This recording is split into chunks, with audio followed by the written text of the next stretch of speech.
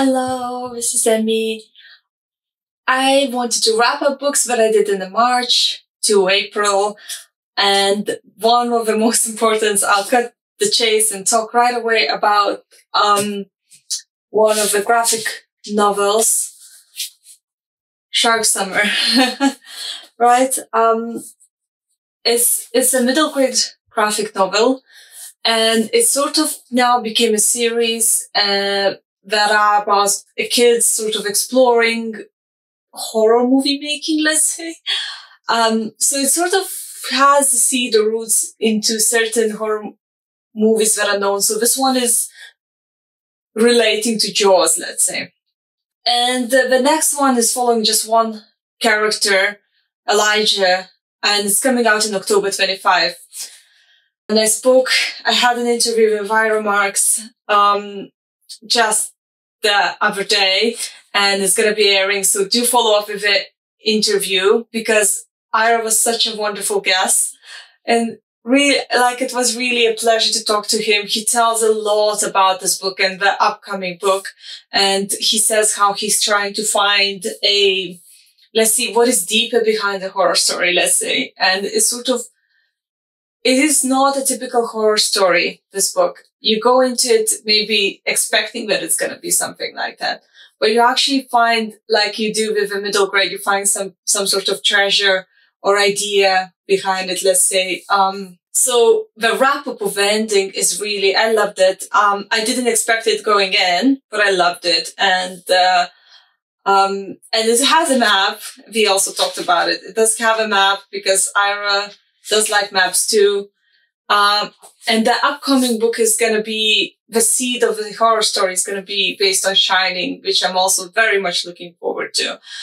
Do listen to the interview, because we talk about a lot of other things about, creative process and publishing, and being sort of a, let's say, graphic novelist.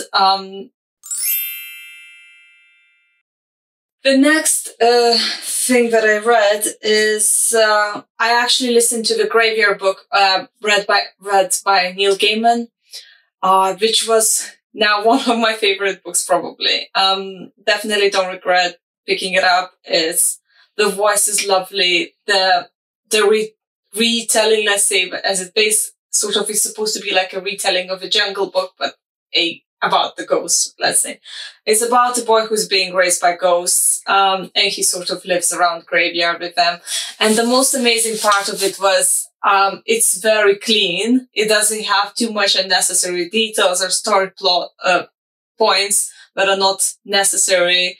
I really love the aspect of, this boy, which is human, being told to you cannot vanish, or by other ghosts, as if they don't realize he's a ghost, and he's trying his best to try and vanish. I really love that. I don't know why. But anyway, the Graveyard book was so amazing. And since I'm writing about ghosts at the moment, it was really, really sitting with me very well. And I think it's going to be one of my favorite Neil Gaiman books now. And definitely check out the audiobook, because like I say, he reads it, so you cannot get the better experience. In the adult section, in the young adult, let's see, I read This Poison Heart by Kaylynn Bayron. So I was thinking it was gonna be a retelling as well. I was thinking it's gonna be the Evil Queen retelling. I don't know why, but someone sold it to me like that. But it's because I think the other one is Cinderella book, right? So I think that's what got me a bit muddled. It is actually not really about Evil Queen. It's about a girl who has her way with plants, and is sort of, especially the poisonous plants don't affect her, let's say. And then we move in this special house that's been in a family, and sort of learn more about this sort of skill. The problem is, it's not a standalone. It finishes, the pace picks up significantly. So there's more characters, more action going on, and then it doesn't really wrap up at the end, because there is another book, Chosen and the Beautiful. I read it, as I said about it, it was supposed to be a Great Gatsby retelling with an Asian lady protagonist. That's what sold this book to me is like, I thought it's going to be a very exotic, interesting character as it describes it. She would have been very exotic in this time. But the actual selling point of this book, I think, was the narrative.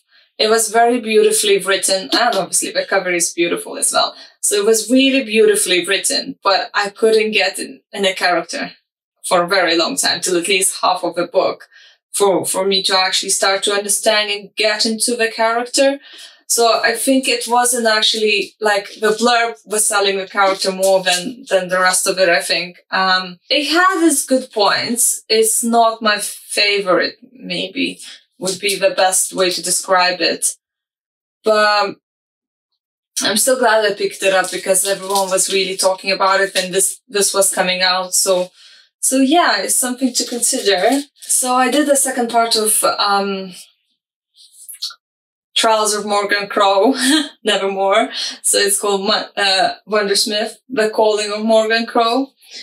I enjoyed it, but I also sort of didn't.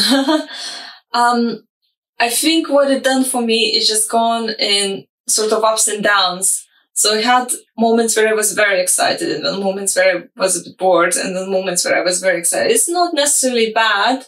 I think one of my favorite moments that I heard from others referring onto it was a marketplace. Without, again, telling too much. Otherwise, I don't want to tell too much because it literally starts almost where the first book finishes. So whoever haven't read it, I won't tell too many things. I already have a third book, which is going to be on my read. It's called Holopox. Right, it's going to be on my read sometimes very soon.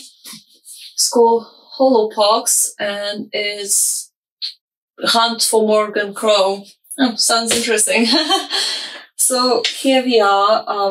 And then I read another comic. Surprise, surprise. It's called Nameless City. And my partner bought it as he's a big Avatar fan and it somehow relates to them.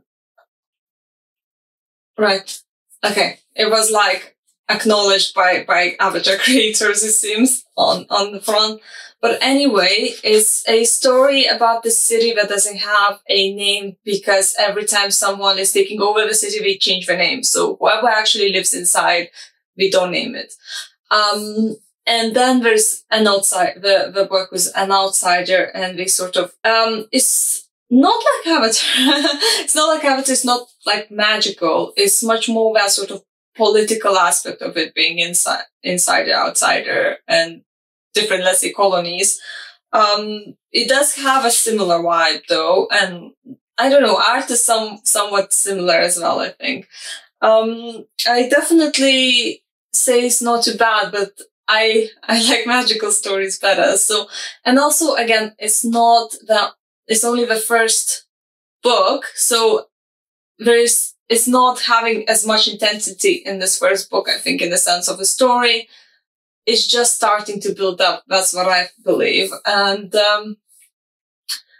but I think in general, I did like it. And I might be picking a second one. I think my partner might be picking a second one and go from there really. But yeah, something else to consider, especially if you're a graphic novel fan. City of Secrets is another book that I picked up. And it's also graphic novel. I was much into graphic novels in March. And, I was really looking for this artist, since I heard about this book, from, I think, Victoria Schwab channel when she was interviewing people. And, I like how she described it and how the author was talking about it, about the process of drawing the characters, having different clothing and building the city that is sort of, what she said, like clockwork design. Anyway, I really liked it in the sense that, I liked the art and I liked the story, but, the story sort of surrounds around, like I say, the city that is like a clockwork and everything is sort of movable by levers, let's say, and there's a boy who knows his levers. Yes, the other thing was like, so that was the beginning, and then that's the sort of other things started where are like obviously enemies or some sort of gang or cult even, I would say. It did remind me of a cult more. But anyway, I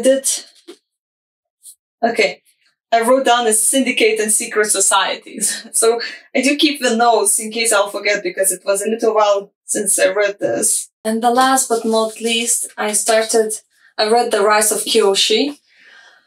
Again, my partner's pick is duology, right? And it's my partner's pick because he's an Avatar fan, and basically is a retelling, a story of Kyoshi, who was one of the older avatars, past avatars, and it starts literally from the childhood and the time that she might have became the avatar, and then obviously has similar sort of structure as Avatar itself. Is like becoming or Avatar, and then sort of training. But I love it's quite early in the story, but she makes an enemy, and it sort of becomes a revenge story. So I really, really like that scene that made her get that determination. So it's quite early in the story, but build-up is amazing. The problem I had is like there's a lot of names and characters that come in later in the book, and I struggled to sort of pick their names into characters as well, again, because I'm very visual, and probably because I couldn't like imagine the visuals based in the story. But itself, it's written really well, and it didn't immerse me, and I finished it really quickly. And maybe that's not a good... It has this sort of ink spots that just, I don't know, it makes it very like atmospheric is a good word. It's very atmospheric for me. So that was nice. I really liked it. And then I started the second book, and I'm about midway through it. And the important part is the first book wrapped very, very nicely, and it could just be standalone easily. I wouldn't have guessed what we're going to do with the second book. The second book, I thought we're going to start a new arc, but it actually connects to something in the first book. So it was, I think I was very, very well done in the sense of a story continuity. It's quite interesting. It's shorter than the first book. I haven't finished it yet, so cannot tell about that. That was because it was sold as together in a sort of pack. We also had a little bonus book, which was a commentary, as the creator of Avatar was involved, and it does say on the name, was involved into production of a book and was putting some commentary and some scenes changed. So there's a little bit around the writing in it. That's about it. quite a few books this turn.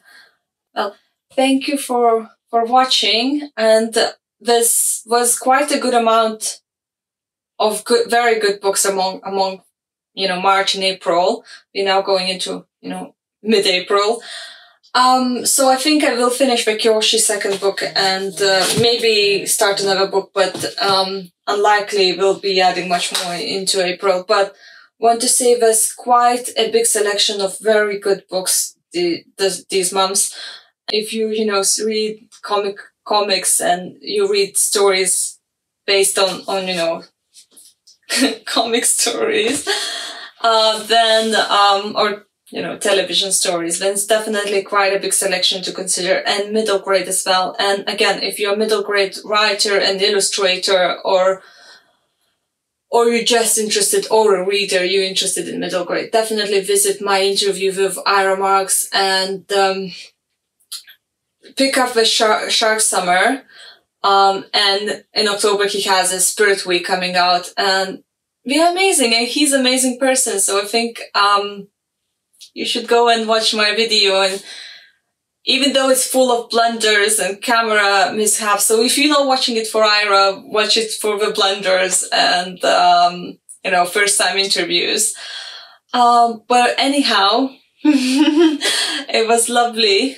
And like I say, many, many very good books. So do give your love to artists.